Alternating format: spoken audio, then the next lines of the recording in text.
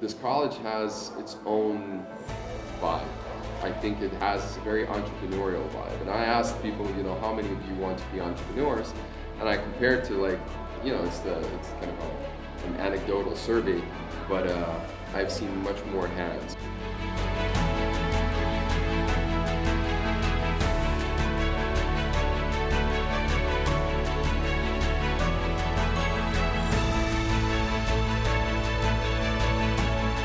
Hi guys, I'm Sahil Devani, And I'm Ariba Abdul. and today we are at the WeConnect episode presented by Westford University College. And today we have another special guest, which is Justas Pikelis. Sir, how are you doing? Doing very well after the presentation at your university. I'm extremely excited. It was a great time. Fully energized.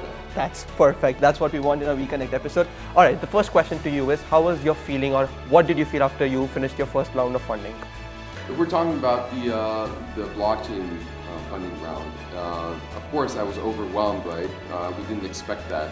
It was an extremely big event, right? Not only for us, but for a lot of people in our company and for people who participated in that. But things subsided very quickly because we understood that with great power, as Ben from Spider-Man said, right? The Uncle Ben says, with great power comes great responsibility, right? So with that, a lot of money, it comes with a lot of responsibility. So we didn't celebrate, which I think was a mistake. You have to celebrate the wins. But we went to work the next day and started grinding. I think that's what's important for a startup, because a lot of startups they don't sleep, and they're your competition. And in order to win, well, fortunately or unfortunately, you have to beat the competition. Perfect. So what's the main advice or something major advice that you would give to someone who's just starting to get into crypto trading? Yeah, crypto trading, I would say, for a young person is to avoid it, right? Because that's a field that it's very easy to lose, especially if you're not experienced. Psychologically, is extremely difficult to do. I would say, just learn more about cryptocurrencies. And when you're young, if you don't come from an extremely wealthy family, you don't have a lot of capital, that is your leverage. Your leverage is your time, your leverage is your energy. That's what you have to use when you want to become a player or become somebody that's important and do great things and build great things in the cryptocurrency space. So basically learning about it, deploying your resources, which I mentioned, time and energy, and things will come. I think I strongly believe in that. I followed this formula. I wasn't born with a silver spoon in my mouth.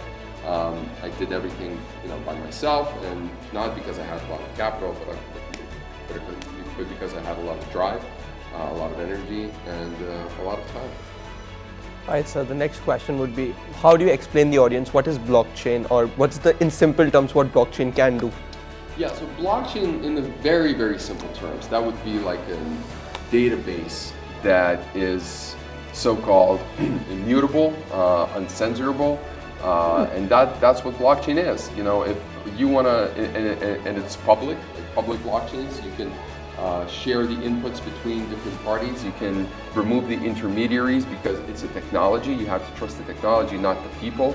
And we've seen a lot of hacks of databases. So any business, if we're talking about not the individual in cryptocurrencies, but more like blockchain, not the individuals, but the businesses can benefit from that by basically removing the intermediary. So that's talked a lot in the supply chain management, that's talked a lot in the finance world. And it's still, the narrative has changed a little bit. We've seen where people are saying, we're saying blockchain and not crypto. Right now they're saying crypto, not blockchain. And that changes years over years, but it's still relatively new technology.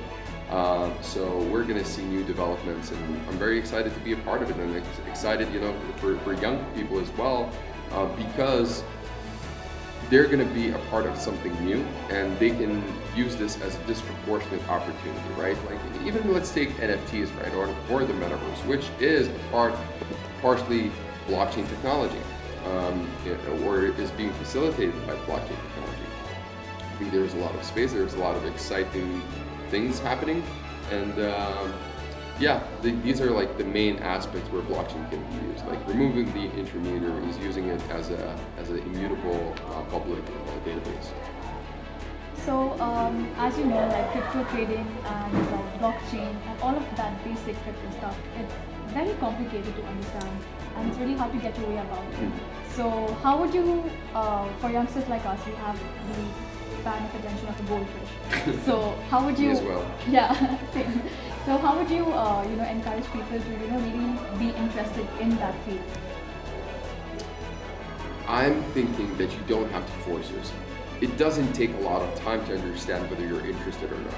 For me, when I first heard about Bitcoin, it stuck.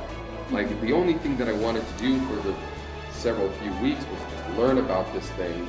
And then basically, even then it took me like 7 months to buy Bitcoin before I made that decision before hearing about it for the first time. So you don't have to force it. If you feel like sometimes the best formula for success, in my opinion, is just like do something that you really like, but at the same time, something that you're really good at. And if you're only good at something but you don't like it, it's not going to be sustainable. And if you only like it but you're not really good at it, it sometimes works out, but you're not going to be at the top one cohort of people, of professionals. And if that's your goal, I would say look for your passion and strike it. And if you're looking at NFTs, if you're looking at cryptocurrencies, and it just does not attract you, like you read about it, it doesn't give you energy, it takes energy from you, look at something else. It's not. So after coming to Westford, how was your experience? Did you like the energy? Did you enjoy with the students? Very much so, very much so. I've been speaking in universities around the world. I've been speaking in universities in the US, in Europe, in Dubai, and I think this college has its own vibe. I think it has a very entrepreneurial vibe. And I asked people, how many of you want to be entrepreneurs? And I compared to it's kind of an anecdotal survey, but I've seen much more hands proportionally than other places. And that's what I like. Because I'm an entrepreneur myself. I cannot give advice for somebody that wants to be an accountant or somebody that wants to be a lawyer. I can give advice to somebody because I've been through the path of entrepreneurship, so I think it's a very entrepreneurial place. Therefore, I really like the energy. People were creative, people were loud, people were happy and smiling, and I enjoy being in environments like that.